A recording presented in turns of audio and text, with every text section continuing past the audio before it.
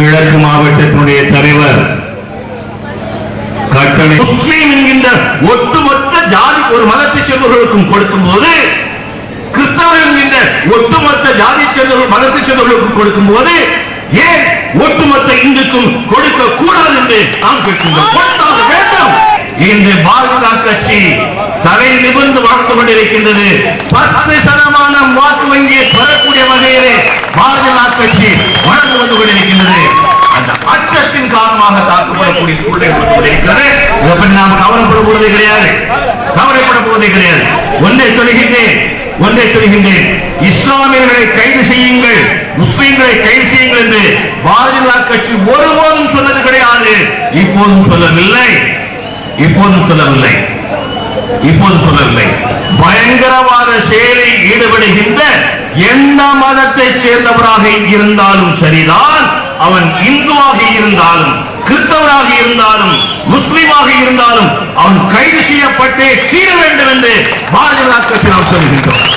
வருகின்ற காலம் இலகுவான காலம் என்று சொல்லி யாரும் வாழாது விட வேண்டிய தேவை கிடையாது. சவால் நிறைந்த காலங்கள், சவாலை ஏற்றுக்கொள்வதற்கு பாரதிய கட்சி நாங்கள் தயாராக இருந்து கொண்டிருக்கின்றோம். இந்த தமிழகத்திலே எந்த இந்து இயக்கங்கள் ஒழிக்கப்பட வேண்டும் என்று நினைத்தீர்களோ, எந்த பாரதிய கட்சி ஒழிக்கப்பட வேண்டும் என்று நினைத்தீர்களோ, அந்த பாரதிய கட்சியுடைய ஆட்சியை இந்த தங்க தமிழகத்தில் ஏற்படுத்தாமல் மாற்றோம் என்பதை உங்கள் மத்தியிலே சொல்ல விரும்புகிறேன். ஆகவே நரேந்திர மோடி அவர்கள் தன்னுடைய பிரச்சாரத்தை துவக்கி இருக்கின்றார்கள். பாராளுமன்ற தேர்தல் நாளையே வைக்கப்பட்டாலும் பாரதிய கட்சி ஆட்சி பிடிக்கும் என்பது எந்த விதமான சந்தேகமும் கிடையாது. ஆகவே அப்படி நம்முடைய ஆட்சி வரும்போது நான் நம்புகின்றேன்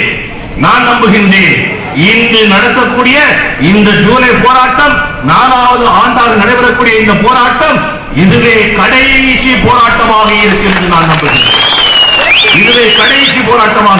நம்புகின்றேன். காரணம், பாரதிய கட்சியுடைய ஆட்சி மத்தியிலே வரும்போது மக்கள் தலைவர் பிரதமராக எழுந்து நிற்கும் போது முதல் கையெழுத்தாக ஏழை இந்து மாணவர்களுக்கும் கல்வி தொகையை கொடுத்து அவர் கையெழுத்துவார் என்ற நம்பிக்கை நமக்கு இருக்கின்றது. மக்களுக்கு உணவு பாதுகாப்பு கொடுக்க வேண்டும் என்பதில் இரண்டாவது கருத்து இருக்க முடியாது. ஆனால் இவர்கள் கொண்டு வந்திருப்பது இது உணவு பாதுகாப்பு சட்டம் அல்ல, இது காங்கிரஸ் பாதுகாப்பு சட்டம். எல்லையை பாதுகாக்க தவறிய ஒரு கட்சி, நாட்டை காக்கக்கூடிய ராணுவ வீரர்களை காட்டிக் கொடுக்கக்கூடிய வகையில் இருக்கக்கூடிய ஒரு கட்சி, இதன் மீது மக்கள் மிகப்பெரிய கோபத்திற்கு ஆளாகி இருக்கிறார்கள், கோபத்தோடு இருக்கிறார்கள். கோபத்துக்கு ஆளாகி இருக்கக்கூடிய காங்கிரஸ் கட்சி அந்த கோபத்திலிருந்து தப்புவதற்காக உணவு பாதுகாப்பு சட்டம் என்கின்ற ஒரு முகமூடியை கொண்டு வைக்கின்றார்கள். ஆகையினால் இது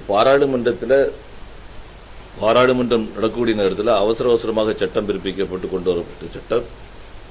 இது முழுமையான விவாதத்திற்கு பின்பாகத்தான் இது குறித்து முடிவெடுக்க முடியுமே ஒழிய அவசரப்பட்டு எதுவும் செய்ய முடியாது. எல்கையில ராணுவத்திற்கு கிடைச்ச தகவலை கூட முறையாக நடைமுறைப்படுத்தாத ஒரு மிக மோசமான நிர்வாகம் மத்திய அரசாங்கத்தில் இருந்துகிட்டு இருக்குது.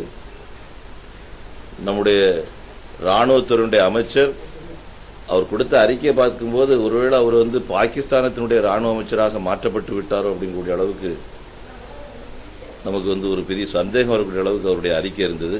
ஓட்டு வைக்கிங்க, நீங்க ஒரு நாடு ஒரு நாடு நட்பு நாடாட்டு இருக்கட்டும், அண்டை நாடாட்டு இருக்கட்டும், எதாட்டு இருக்கட்டும், ஒரு நாடு தன்னுடைய இராணுவத்தை வைத்தது மட்டுமல்லாமல் அந்த நாடு அங்க இருக்கக்கூடிய பயங்கரவாதிகளையும் துணையாக வைத்துட்டு நம்முடைய இராணுவ வீரர்களை கொண்டிருக்கிறார்கள் சொன்னா அடுத்த நிமிடத்தில் அந்த நாட்டின் மீது நாம் யுத்தம் துவங்கி இருக்க வேண்டும். பள்ளி கல்லூரிகளில் பயிலுகின்ற மாணவர்கள் மத்தியில் மத ரீதியான பாகுபாடை உருவாக்கி 2007ஆம் ஆண்டு முதல் மத்திய காங்கிரஸ் அரசாங்கம் கிறிஸ்தவ முஸ்லிம் மாணவர்களுக்கு மட்டும் கல்வி உதவி தொகையை கொடுத்து ஏழை இந்து மாணவர்களை புறக்கணித்து வருகிறார்கள்.